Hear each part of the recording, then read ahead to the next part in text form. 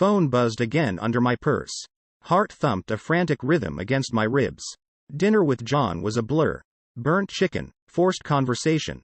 The clink of, "Everything all right, honey?" John finally asked, concern creasing his brow. "Yeah. Just tired," I mumbled, reaching for the water glass, anything to avoid eye contact. Another damn text. This time, I couldn't ignore it. John was in the middle of a story about his new client, but my fingers betrayed me, unlocking the phone with practiced ease. "Meet me at the usual spot? 8 p.m. sharp." Mark. My stomach lurched. We'd agreed on no contact after that night, a stupid drunken mistake. But his playful winking face on the screen, it sparked something reckless in me. "Gotta take this," I mumbled, shoving the phone back into my purse. John's frown deepened. "Everything okay?" "Work stuff," I lied, forcing a smile. Truth was, the work email could wait. This couldn't. A thrill, laced with guilt, shot through me. John deserved better. But the thought of seeing Mark again, the forbidden allure, it was a pull I couldn't resist. "Just a quick call, I promise," I added, grabbing my coat and heading for the door. John's suspicious gaze followed me, but I didn't dare look back. Tonight, I was choosing reckless excitement over safe comfort. And a deep, nagging feeling told me this choice wouldn't end well. Heart hammering a frantic tattoo in my chest, I slammed the car door shut, nearly clipping a passing jogger. Rain lashed down, blurring the city lights into streaks of neon. But it wasn't the weather making me sweat. It was the text. "Here. See you soon, winking face. Mark." And the address of a swanky downtown club, a place I'd only ever seen in gossip magazines. Tonight was the night he was introducing me to his circle. A thrill, sharp and dangerous, danced with the gnawing guilt in my gut. Dinner with John had been tense, the silence thick with his unspoken questions. But the promise of a night with Mark, of feeling alive again, had been too strong to resist. Now, parked across the street, the weight of my actions pressed down on me. How could I do this to John? "Just one drink," I muttered to myself, a weak justification. Grabbing my purse, I sprinted through the rain, the red dress clinging to my damp skin. The club door whooshed open, a blast of music and pulsing lights assaulting my senses. "There you are." Mark materialized beside me, a smug grin on his face. He looked impossibly cool in a fitted leather jacket, his eyes alight with mischief. Panic clawed at me. "Mark, is this really a good idea?" I whispered, suddenly feeling out of place. "Relax," he chuckled, his hand finding mine. "Just have fun." He led me through the throng of bodies, past women in glittering dresses and men who looked like they stepped out of a fashion magazine. Every step felt like a betrayal, a further descent into this secret world. Then, I saw him. John. Standing across the room, a drink in his hand, talking to a group of colleagues. His face, etched with confusion and a flicker of, "Was that hurt?" The world seemed to tilt on its axis. "John?" My voice barely a whisper. Mark's hand tightened around mine, his smile turning strained. There was no turning back. John had seen me. The secret I'd so carefully constructed lay shattered at my feet, and the storm brewing outside mirrored the one raging in my stomach. The night I craved excitement became the one that threatened to tear my life apart. Stomach churning, I forced a smile as Mark introduced me to yet another group of his friends. Small talk felt like wading through molasses, each forced laugh sandpaper against my raw nerves. Then, disaster struck. "Hey, Sarah, didn't expect to see you here." John's colleague, a tall guy with a booming voice, clapped me on the shoulder, oblivious to the earthquake rocking my world. My heart stuttered to a halt. "David," I stammered, mind racing for an escape route. "Hi, didn't realize you knew Mark." They chatted about some work project, their laughter a cruel melody amidst the deafening silence in my head. Every fiber of my being screamed at me to bolt, but I was frozen, a deer caught in headlights. "So, Sarah," David continued, turning to me, "what brings you to this neck of the woods?" My throat constricted. Across the room, Mark finally seemed to notice the growing tension. He excused himself from his conversation and joined us, his smile strained. "Hey, David," he said, a touch too loud. "Didn't know you knew Sarah." "Yeah, small world," David chuckled. "We work together at company name." The air crackled with unspoken questions. John's face, etched with confusion, flashed in my mind. Panic washed over me, cold and relentless. I couldn't stay here another second. Actually, I blurted out, cutting through the awkwardness, I think I've had a bit too much champagne. Think I'll call it a night. Mark's brow furrowed. But. No, really, I insisted, my voice tight. Thanks for the fun evening, Mark. Without waiting for a response, I grabbed my purse and made a beeline for the exit. Each thump of my heart echoed the growing dread in my gut. The night had gone from exciting transgression to full-blown catastrophe. My lie about the car breakdown was flimsy at best, and John's colleague had unwittingly exposed everything. The truth was about to come crashing down, and I had no idea how to face the wreckage it would leave behind. Keys rattled in my trembling hand, the familiar jingle a jarring note in the tense silence. John stood by the window, back to me, his silhouette stark against the dying sunlight. My stomach churned, a pit of dread growing with each creak of the floorboard beneath my feet. He finally turned, his face a mask of cold fury. Where were you? The question hung heavy in the air. My carefully crafted lie about a late meeting evaporated. The truth, a bitter pill, lodged itself in my throat. John. Shame choked the words, leaving me gasping for air. He didn't yell. He didn't scream. Worse. Silence. A heavy, suffocating silence that spoke volumes. His eyes, usually warm and kind, held a depth of hurt I'd never seen before. Tears welled up, blurring my vision. It's not what it looks like, I stammered, voice cracking. I can explain. He held up a hand, silencing me. Don't, he said, his voice low and flat. There's nothing left to explain. The words hit me like a physical blow. He picked up a duffel bag from the floor, the worn leather a stark contrast to the pristine state of our usually tidy living room. I'm staying at Mike's place for a while, he continued, his gaze never meeting mine. Think about what you've done. With that, he walked out, the slam of the front door echoing like a gunshot in the empty house. The weight of his absence crushed me, stealing the air from my lungs. I sank to the floor, a sob escaping my lips. Days blurred into a haze of unanswered calls and tear-stained texts to John, met only by a deafening silence. Mark's smug text, I told you so, only served to deepen the pit of self-loathing in my stomach. I blocked his number, a pathetic attempt to erase any trace of the mistake that had shattered my life. The silence in the house was a constant accusation. Everywhere I looked, memories of our happiness mocked me. John's favorite mug on the counter, the worn paperback he was reading on the nightstand, each object a painful reminder of what I'd thrown away. Then, one night, a new scent hit me as John walked in. He looked different, tired and haggard. But it wasn't that sent a fresh wave of betrayal coursing through me. It was the faint trace of perfume clinging to his clothes, a sweet, unfamiliar fragrance. The chilling realization dawned on me. John was moving on, and I, the one who strayed, was left with the wreckage of a life I'd so carelessly destroyed. A crumpled piece of paper snagged on my finger as I scraped the remains of dinner into the trash. Disappointment gnawed at me. John had barely touched his shepherd's pie, his usual favorite. Lately, everything felt like a performance. Me cooking, him eating, a hollow echo of the warmth we once shared. Tonight, though, the disappointment curdled into something far worse.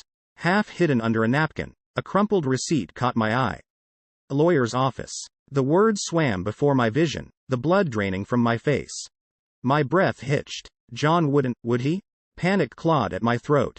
He couldn't just throw away everything like some broken toy. Legs trembling, I straightened the receipt. A name, unfamiliar, and a fancy address on the Upper East Side. My heart hammered a frantic rhythm against my ribs. Suddenly, John walked in, his face etched with a weariness that mirrored my own. He froze, taking in the crumpled paper in my hand. Silence stretched, thick and suffocating, before he sighed, a heavy sound of defeat. Sit, he said, his voice flat. He gestured to the empty chair opposite him, a stranger across the familiar kitchen table. My legs obeyed, collapsing on the chair like lead weights. John sat down, his gaze fixed on the table. I saw a therapist, he began, his voice barely a whisper. Foreclosure. The word hung in the air, a death knell to our remaining hope. Tears welled up, blurring my vision. John, please, I croaked, my voice thick with emotion. Let's talk about this. We can work things out. He looked up, his eyes hollow. There's nothing left to work out, Sarah. I want a divorce. The words were simple, but they hit me like a physical blow. Divorce. The finality of it ripped the rug out from under me. This wasn't a fight. There weren't any raised voices or angry accusations. Just a cold, clinical statement of a decision already made. A decision that shattered the life I'd taken for granted, the life I'd so carelessly destroyed. All right, John started, his voice emotionless, as if reciting a grocery list. The house. We can sell it or split the equity. He spoke about furniture, bank accounts, the car, each word chipping away at the foundation of our life together. My mind reeled, struggling to absorb the cold reality unfolding around me. This wasn't a conversation about a broken lamp. It was the dismantling of everything we'd built. And, he paused, then continued, there's the matter of the infidelity. The word hung in the air, heavy and accusatory. But his voice lacked anger, just a flat neutrality that somehow felt worse. Like the betrayal was simply a fact, an inconvenience to be dealt with alongside the furniture division. Tears pricked my eyes, blurring the already distorted image of John sitting across from me. This man, this stranger who used to share my dreams, my secrets, my life, was now coldly calculating the financial fallout of my mistake. John, please, I choked out, my voice thick with despair. Don't do this. We can fix this. We can go to counseling, anything. He looked up, his gaze devoid of the warmth I craved. There's nothing left to fix, Sarah. You made your choice, and now we both have to live with the consequences. His words were simple, but they carried the weight of 1,000 unspoken accusations. The rest of the conversation was a blur. Lawyers, timelines, division of assets, each detail a nail hammered into the coffin of our marriage. When it was finally over, John walked out, leaving me alone in the wreckage of our life. Later that night, well-meaning friends arrived, their faces etched with concern. They offered platitudes, stories of other couples who bounced back. But their words felt hollow, a distant echo in the vast emptiness that had become my world. This wasn't just a bad decision, it was a self-inflicted demolition. And the only person to blame, the only one who had to live with the ruins, was me. Dust motes danced in the afternoon sunlight slanting through the living room window. The air hung heavy with the silence that had become my constant companion. Every corner, every piece of furniture, held a memory. The worn armchair where John used to nap on Sundays, the chipped mug he always used for his morning coffee. Everywhere I looked, a phantom of happiness taunted me, a cruel reminder of what I'd destroyed. The ringing doorbell shattered the oppressive silence, making me jump. Dread pooled in my stomach. The movers. Right. We decided on a quick sale, a clean break. No time for lingering goodbyes or sentimental attachments. Footsteps sounded on the stairs, then a knock on the door. I took a deep breath, forcing myself to move. Opening the door revealed 2 burly men in identical uniforms, their faces cheerful and businesslike. So much for empathy. The first box, a cardboard monster filled with John's old textbooks, appeared in the doorway. It was a physical manifestation of the loss, a tangible piece of our life being ripped away. A lump formed in my throat, threatening to choke me. John walked in behind the movers, a duffel bag slung over his shoulder. He avoided my gaze, focusing on directing the men to the study. The silence stretched between us, thick and suffocating. Suddenly, he stopped, holding a stack of worn paperbacks. Books we'd read together on lazy Sundays, curled up on the couch with mugs of hot chocolate. Memories flickered through my mind. John laughing at a particularly witty line, the warmth of his arm around me. Fresh tears welled up, blurring my vision. These. He started, then stopped, his voice thick with emotion. He cleared his throat, the sound rough. Do you want them? I shook my head, unable to speak. Taking those books felt like clinging to a life raft in a raging storm, a desperate attempt to hold onto something that was already lost. He nodded, a flicker of pain crossing his face before it was masked by professional indifference. He handed the books to a mover, his touch impersonal. Then, a woman walked in. Confident, successful, her designer clothes a stark contrast to my yoga pants and messy bun. John introduced her, his voice warm, a stark contrast to the coldness he'd used with me. Sarah, this is Jessica. My, girlfriend. The words hit me like a physical blow. Girlfriend. Not some temporary distraction, but a serious relationship. The sting of rejection was sharp, a painful confirmation of how easily I'd been replaced. The movers finished their job with practiced efficiency. The once bustling house stood empty, a hollow shell echoing with the ghosts of our past. John gave me a curt nod, his eyes distant, devoid of any warmth. A flicker of something, pity? Regret? Passed through them before vanishing as quickly as it appeared. He walked out the door, hand in hand with Jessica, leaving me alone in the wreckage of the life I'd so carelessly destroyed. The silence returned, this time a deafening roar in my ears. The emptiness stretched before me, an uncertain future filled with the consequences of my actions. The slam of the front door echoed through the empty house, a final punctuation mark on a story gone terribly wrong. I stood there, surrounded by cardboard boxes and the ghosts of memories, a hollow ache settling in my chest. Then, reality punched me in the gut. The moving company had left a bill, half the rent for the month, my responsibility in our now defunct partnership. Just another reminder of the life I'd dismantled, the financial burden I'd heaped on myself alongside the emotional wreckage. Tears pricked my eyes, blurring the stark white of the empty living room.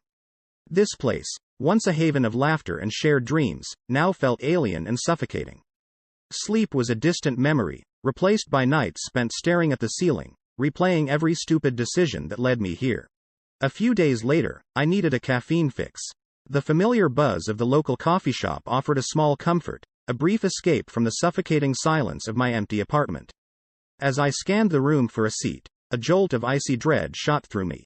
There he was, John, sitting across from a woman, presumably Jessica, his face lit up with a smile I hadn't seen in what felt like forever. Their laughter, warm and genuine, twisted the knife in my already wounded gut. It was a sound I craved, a sound that belonged to a life I no longer had. Envy, sharp and bitter, rose in my throat. He seemed happy, maybe even whole. The unfairness of it all threatened to drown me. Suddenly, my phone buzzed. A text. Mark's name flashed on the screen, followed by a smug, "See what you threw away."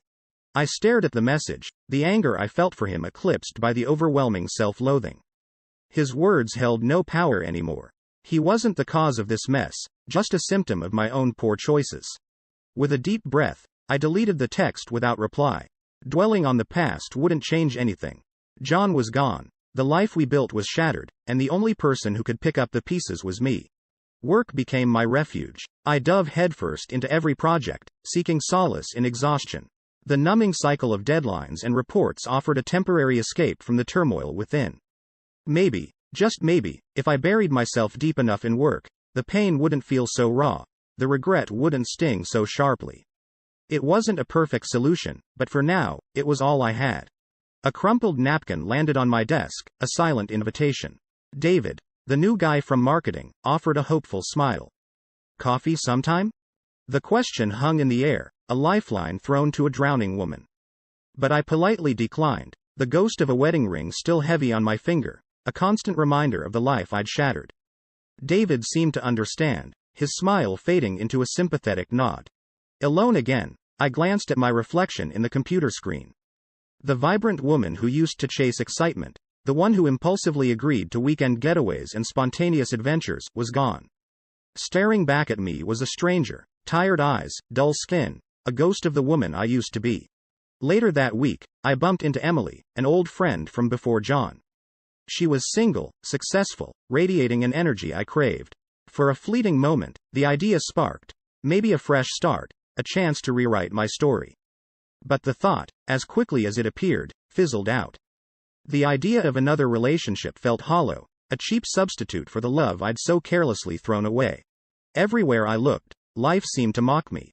Happy couples strolled hand in hand, their laughter a cruel melody. Even the cheesy Hallmark card in the grocery store checkout aisle. A couple gazing into each other's eyes, a caption that read, "Forever and always," sent a fresh wave of longing crashing through me. One night, while cleaning out a closet, I stumbled upon a dusty box. Inside, a treasure trove of memories, photographs tucked away, each one a snapshot of a happier time. Our wedding day, the goofy grins on our faces as we struggled to cut the cake. Vacations on sun-drenched beaches, the sand clinging to our skin and laughter echoing in the air. Silly moments captured in time. John with a flour-dusted face after attempting to help me bake cookies. The playful wrestling match on the living room floor. Tears blurred the images as I held them, each one a silent accusation. The weight of regret pressed down on me, a suffocating cloak. In a desperate attempt to ease the pain, I grabbed a pen and paper, pouring out my heart in a letter to John. Apologies for my mistakes, raw and unfiltered, a plea for a second chance. I knew it was a long shot, a Hail Mary pass in a game I'd already lost, but I had to try. Just to express the remorse that gnawed at me, a constant, aching reminder of my failings. Days turned into weeks, then a month. No response. Hope, flickering faintly, finally sputtered and died. Then, one morning, the mailbox held a familiar weight. John's handwriting scrawled on the envelope, but it remained unopened. The mailman must have delivered it by mistake. Except it wasn't a mistake. The unopened letter, returned to sender, was the final, definitive answer. A punch to the gut, stealing the breath from my lungs. There was nothing left to say, no fight left.